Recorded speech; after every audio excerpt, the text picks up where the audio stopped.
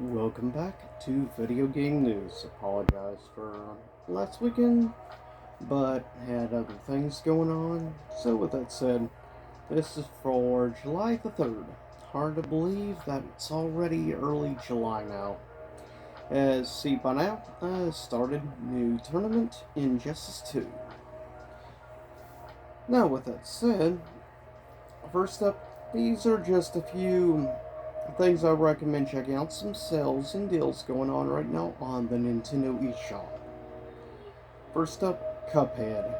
On sale for $13.99. Inside for $1.99, which I highly recommend because Inside is a great platformer. Monster Hunter Rise is $30.59. Ultimate Mortal Kombat 11, $14.99. Also, Star Wars Knights of the Old Republic, $11.24. Also for $1.99, Limbo, which is one I always recommend. Star Wars Force Unleashed for $15.99, though it's technically the Wii port, so. Also, Contra Classics Collection for $4.99, definitely worth the price. Also, Subnautica for $14.99. If you like survival and crafting games, Subnautica may just be up your alley. Also, Bastion, a great indie platformer, $2.99. Also, Monster Hunter Stories 2 is on sale half off, $29.99. So, some pretty good deals going on right now, and many other deals. So, with that said, also, quickly looking at a few recent releases going on right now. Metacritic scores. DNF Duel, a new fighting game involving Arc System Works, and very much graphically reminds me of Granblue Fantasy Versus. But first up, the PS5 version among critics has an 80% score. No user, no info of any kind for PS4 version. PC also 80% critic, no user. Also, the Capcom Fighting Collection, which have digital version for, of course, PS4, which I'm recording stuff right now. I'm trying to get enough stuff recorded before I start uploading things onto my channel. But PS4 version has a 79% critic score, no user, a 77% for PC, no user, Xbox One, no info of any kind, Switch, 76% critic and no user. Also, Teenage Mutant Ninja Turtles Shredder's Revenge, PS4 version has an 86% critic and an 8.7 user. 85% critic among PC, 8.9 user. Also, Xbox One has an 88% critic and 8.4 or 8.5 user. Also, Sonic Origins, which actually I don't know much about this, but the Series X version has a 70% critic and a 4.8 user. No info on critic for Xbox One has a 5.4 user. PC has a 72% critic and a 4.9 user. Switch has a 70% critic and a 4.8 user. PS4 has no critic, has a 5.5 user. PS5 has a 79% critic and a 7.3 user. So by far, it seems like more people actually enjoyed Sonic Origins. There's more on Sony platform.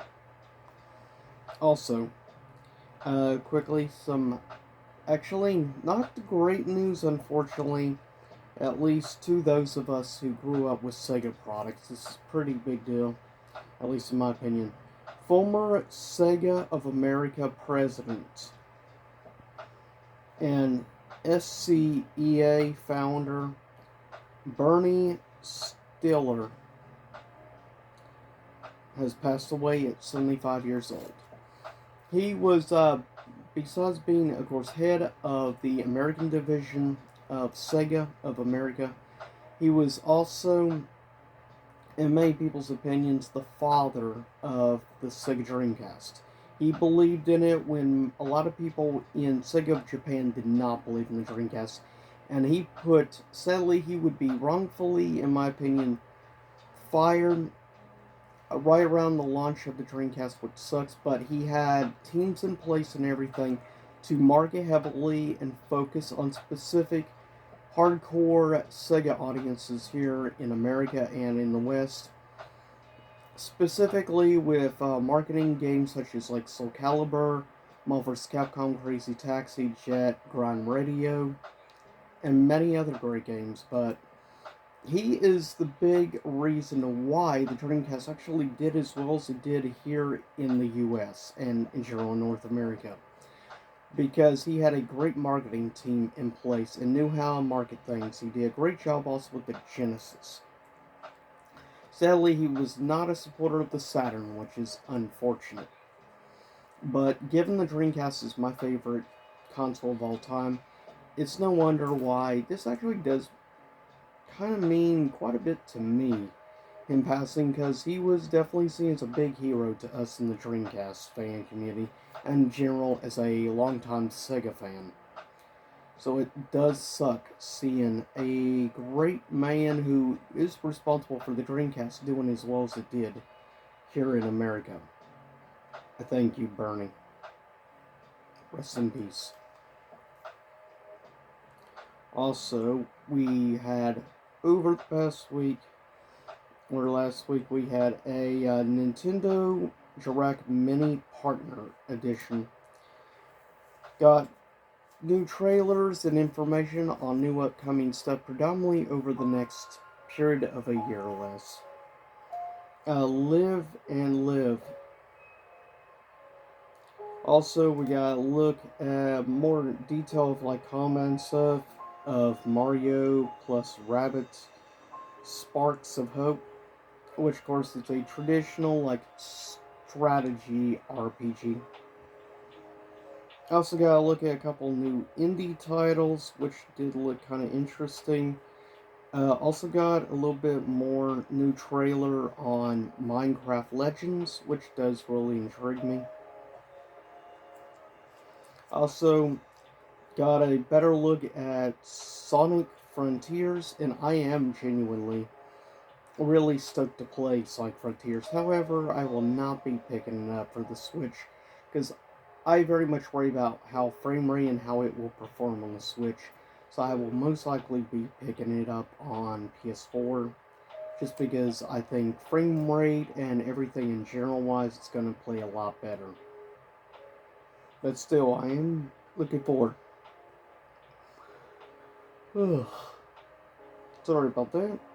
Also, we got the launch trailer of course, Portal Companion Collection, which is Portal 1 and 2 together, and it is only $19.99 for both games together, and I picked it up on day one when it released. So I already picked it up digitally, and I plan on playing Portal 1, redoing a full playthrough, and at least a halfway playthrough of Portal 2, and I will most likely do a review and give my own perspective on the Companion Collection.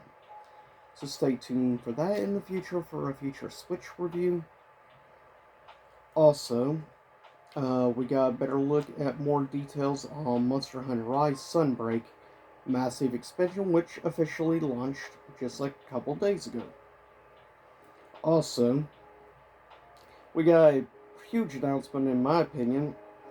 A new Monkey Island game, Return to Monkey Island, which I'm actually really curious and kind of intrigued by to play this. I only have one Monkey Island game, and that is on the PS2. It's the only game I have.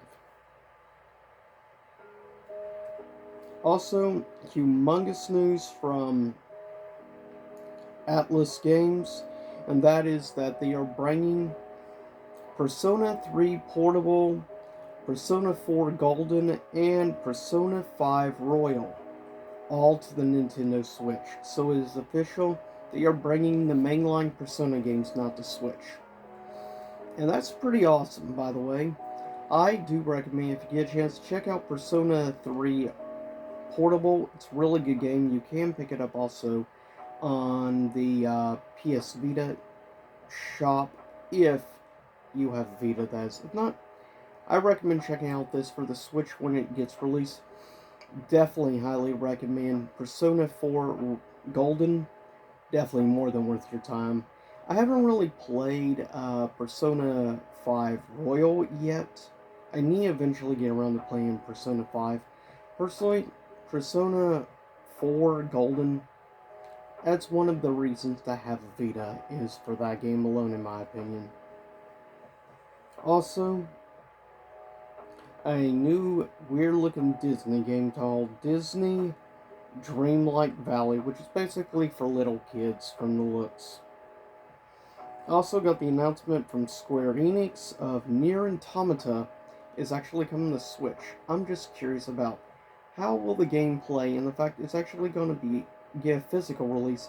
It's not going to be a cloud version like Kingdom Hearts was. So, kind of curious about that.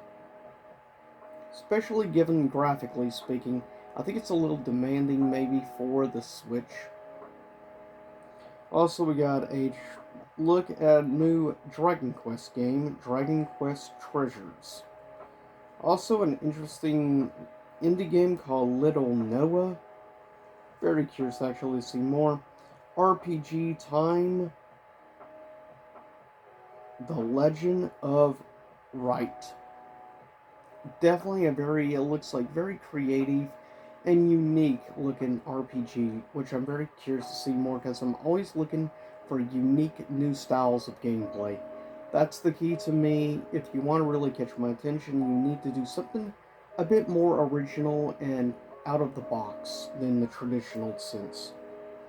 Also, we got an announcement for a Super Bomberman R2, which is interesting to see a new game actually coming from Konami. Just don't screw this up, Konami. Admittedly, Bomberman R1 for the Switch is actually a great game. Also, got an announcement that kind of floored me, and I was not expecting this one. From Bandai Namco. Pac-Man World Repack. We're getting a remake of the original Pac-Man World released for the, of course, PS1. Which, as I've mentioned in the past, in my opinion, is a criminally underrated, great platformer, and pretty much about probably my favorite Pac-Man game of all time. So this is pretty big news for me especially. I will definitely be getting this when it gets released, though I'll probably get it for PS4. But yes, I will definitely, and I will even do a record playthrough of the remake of Pac-Man World.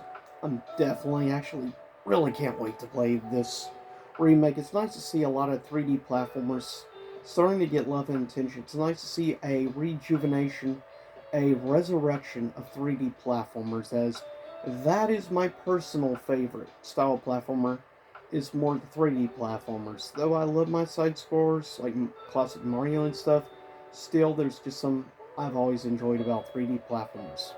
One of my favorite things about the N64 was the 3D platformer. Also, Mega Man Battle Network is getting a Legacy Collection. So we're finally getting a Mega Man Battle Network collection. Just like we got, of course, a few others in the past, the original X, then that branch off was Zero. Now we're getting Battle Network. Please, for the love of all, Capcom, please give us a Mega Man Legends Legacy collection with Mega Man Legends 1 and 2 and Tron Bonne, or aka The Misadventures of Tron Bonne, because that game is insanely overpriced physically nowadays. We're talking hundreds of dollars. So please, please give us a physical release of just a collection of those three games for Mega Man Legends. It deserves its own legacy collection like all these others. I mean, if Battle Network's game, then definitely Legacy Collection needs some actual love. Last thing, I gotta look at a new game, Story of Seasons, which is basically a copy, you might as well say, of basically, specifically games like Harvest Moon. Though I would say the best version of Harvest Moon, if you want to call it that, is Stardew Valley, in my personal opinion. But with that said, I'll see everyone next time. Same YouTube time, same YouTube channel. Stay safe out there, everyone, as it is just a bonkers world we are living in today.